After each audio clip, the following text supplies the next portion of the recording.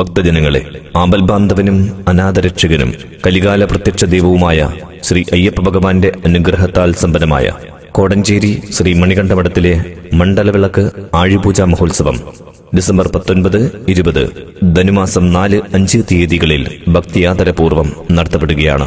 December 19 തീയതി കാലത്ത് 5 മണിക്ക് ഗണപതി ഹോമം, വൈകിട്ട് 5 മണിക്ക് ദീപാരാധന, രാത്രി 7 മണിക്ക് ഭജന, രാത്രി 8 മണിക്ക് പ്രാദേശിക കലാപരിപാടികൾ, നൃത്തനൃത്യങ്ങൾ.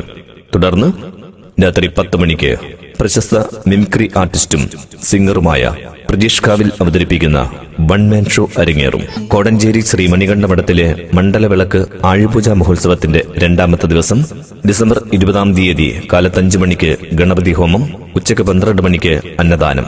ഭക്തജനങ്ങളെ, ദാനങ്ങളിൽ ഏറ്റവും സവിശേഷമാണ് അന്നദാനം. അന്നം ദാനം ചെയ്യുന്നത് പോലെ തന്നെ മഹത്തരമാണ് അന്നം സ്വീകരിക്കുന്നതും. ശ്രേഷ്ഠമായ അന്നദാനത്തിൽ പങ്കെടുക്കാൻ എല്ലാ ഭക്തജനങ്ങളോടും ഭക്തിയാദരപൂർവ്വം അഭ്യർത്ഥിക്കുന്നു.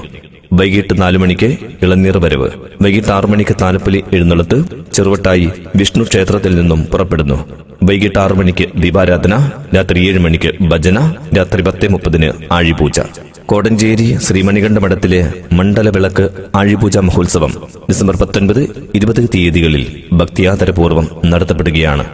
എല്ലാ ഭക്തജനങ്ങളെയും ഭക്തിയാദരപൂർവ്വം സ്വാഗതം ചെയ്യുന്നു, ക്ഷണിക്കുന്നു.